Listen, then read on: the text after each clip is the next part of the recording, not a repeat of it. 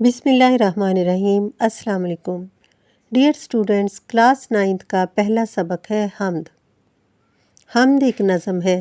آج ہم اس نظم کو پڑھیں گے، اس کے الفاظ کے معنی کو جانیں گے اور اس کے اشعار کی تشریح کریں گے۔ شعر نمبر 1 ہے: یہ زمیں یہ فلک ان سے آگے تلک، یہ زمیں یہ فلک ان سے آگے تلک، جتنی دنیائیں ہیں سب میں تیری جھلک، سب سے لیکن جدا اے خدا اے خدا۔ یہ زمیں یہ فلک، یہ زمین اور آسمان، ان سے آگے تلک یعنی ان سے آگے تک، تلک کا مطلب ہے تک، جتنی دنیائیں ہیں، جتنے جہان ہیں جن کو ہم نہیں جانتے۔ شاعر کا مطلب یہاں دوسرے پلینٹس کے بارے میں ہے کہ جن پر زندگی ہے یا نہیں ہے ہم نہیں جانتے۔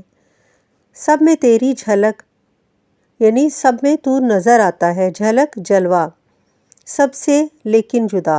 لیکن تو سب سے منفرد ہے، سب سے الگ ہے، اے خدا اے خدا۔ اس شعر میں شاعر کہتے ہیں کہ یہ زمین اور آسمان اور ان سے آگے جتنی اور بھی دنیا ہے یا جتنے جہان ہیں جن کو اے اللہ ہم جانتے ہی نہیں، لیکن تو جانتا ہے، تو سب کو پیدا کرنے والا ہے، سب میں تیری جھلک ہے، سب میں تیرا عکس ہے، سب میں تیرا جلوہ ہے، سب میں ہی تو نظر آتا ہے، لیکن تو پھر بھی سب سے منفرد ہے، تو پھر بھی سب سے الگ ہے، اے خدا یعنی اے میرے اللہ اے میرے اللہ۔ ہر سحر پھوٹتی ہے نئے رنگ سے، سبزہ و گل کھلے سینہ سنگ سے، گونجتا ہے جہاں تیرے آہنگ سے، جس نے کی جستجو مل گیا اس کو تو، سب کا تو رہنما اے خدا اے خدا۔ اس شعر میں پہلے ہم الفاظ کے معنی دیکھیں گے۔ سحر کا مطلب ہے صبح، پھوٹتی ہے صبح ہوتی ہے،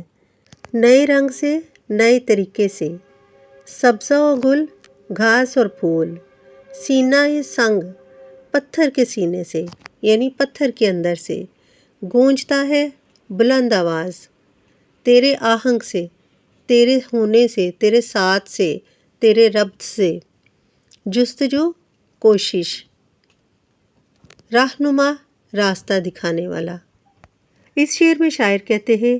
کہ ہر دن ہر صبح نئے طریقے سے آتی ہے، یعنی کبھی تو صبح کے ٹائم ٹھنڈی ہوا ہوتی ہے، پرندے چہچہاتے ہیں، اور کبھی کبھی صبح کا آغاز نہایت گرمی سے ہوتا ہے اور پرندے اپنے گھونسلوں میں بیٹھے ہوتے ہیں۔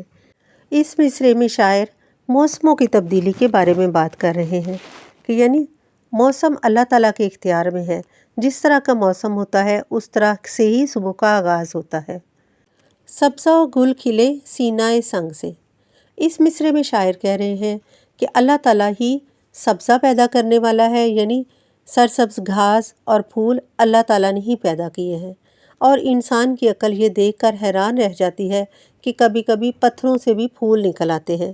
یعنی جب پتھر پڑے ہوتے ہیں اور ان پر بارش پڑتی ہے اس کے بعد دیکھیں تو ان میں سبزہ اور پھول نکلے ہوتے ہیں۔ یہ اللہ تعالیٰ کی قدرت کی کاریگری ہے، وہ جو چاہتا ہے پیدا کر سکتا ہے۔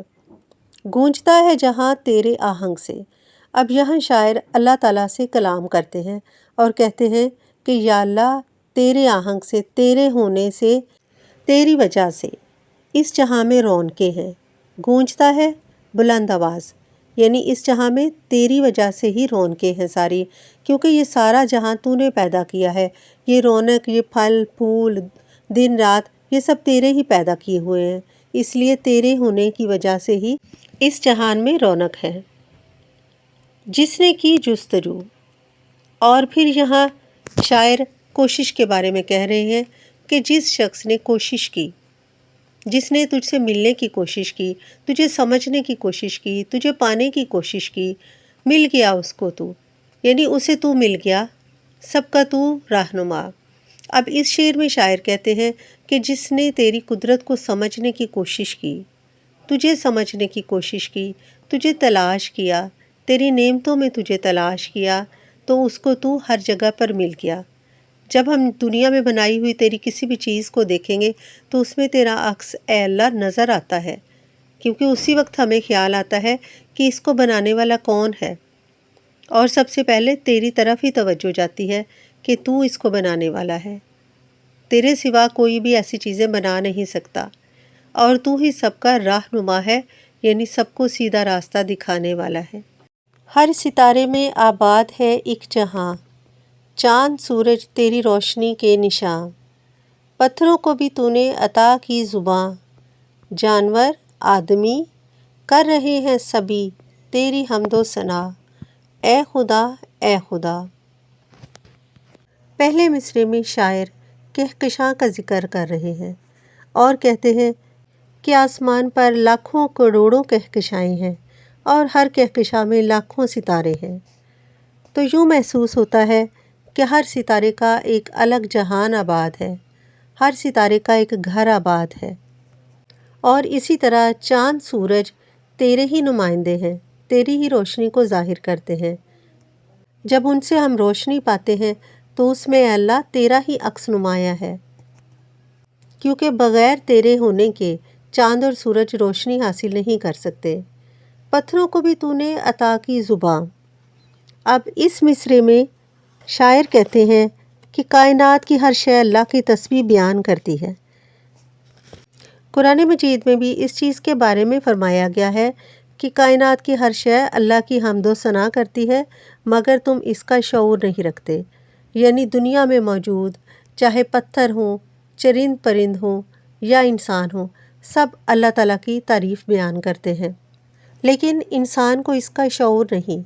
نہ ہی وہ جانتا ہے کہ جانور کیسے اللہ تعالیٰ کی تعریف بیان کرتے ہیں، نہ ہی درخت اور نہ ہی پتھر۔ اس شعر کے حوالے سے شاعر مظفر وارثی ایک بڑا خوبصورت شعر بیان کرتے ہیں۔ شاعر کہتے ہیں کہ جو ملے حیات خضر مجھے، اور اسے میں صرف ثنا کروں، تیرا شکر پھر بھی ادا نہ ہو، تیرا شکر کیسے ادا کروں۔ حمد کا آخری شعر ہے، سونپ کر منصب آدمیت مجھے، تو نے بخشی ہے اپنی خلافت مجھے، شوق سجدہ بھی کر اب عنایت مجھے، خم رہے میرا سر تیری دہلیز پر، ہے یہی التجا اے خدا اے خدا۔ سونپ کر میرے حوالے کر کے، منصب آدمیت، منصب کا مطلب ہے عہدہ، اور آدمیت انسان، یعنی انسانیت کا عہدہ میرے سپرد کر کے، تو نے بخشی ہے، تو نے عطا کی ہے اپنی خلافت، یعنی اپنی جانشینی، اپنی حکومت کی جانشینی، اور شوق سجدہ عبادت کا شوق، سجدہ کرنے کا شوق، دہلیز چوکھٹ، اور التجا ہے درخواست ہے۔ اس شعر کا مفہوم ہے کہ اے اللہ تو نے مجھے انسانیت کا منصب میرے سپرد کیا، یعنی میرے حوالے کر دیا، اور اپنی خلافت عطا کی، اب مجھے اپنی عبادت کا شوق بھی عطا کر، تاکہ میرا سر تیرے در پر ہمیشہ جھکا رہے، اور یہی میری التجا ہے، یعنی دعا ہے، درخواست ہے۔ اس شعر کی تشریح ہم یوں کریں گے کہ شاعر کہتے ہیں کہ اے اللہ تو نے مجھے انسان بنایا، اشرف المخلوقات بنایا، اور پھر جیسے حضرت آدم علیہ السلام کو فرشتوں سے سجدہ کروایا، اور پھر زمین پر اقتدار دیا، یعنی حکومت دی، یہ سارے تیرے احسانات ہیں۔ اتنا سب کچھ تو نے مجھے عطا کیا، اب مجھے ایسا شوق دے، ایسا شوق میرے اندر پیدا کر کہ میں تیرے احسانات کا بدلہ اتاروں، تیرے آگے سجدے کروں، جھکوں اور تیری عبادت کروں، اور خم رہے میرا سر، یعنی جھکا رہے میرا سر تیرے آگے، تیری دہلیز پر، تیرے ہی دروازے پر میرا سر جھکا رہے، اور میں غیر کی طرف نہ دیکھوں۔ یہی میری التجا ہے، یہی میری دعا ہے، اے میرے اللہ اے میرے اللہ۔ ڈیئر اسٹوڈنٹس، نظم حمد کی تشریح ریٹن فارم میں میرے پاس ہے، اگر کسی کو ضرورت ہو تو کمنٹ کر کے بتا دیں، میں اسے شیئر کر دوں گی۔ ویڈیو اچھی لگی ہو تو لائک کریں، چینل کو سبسکرائب کریں۔ ملتے ہیں انشاءاللہ اگلی ویڈیو کے ساتھ۔ اپنا خیال رکھیے، دعاؤں میں یاد رکھیے۔ اللہ حافظ۔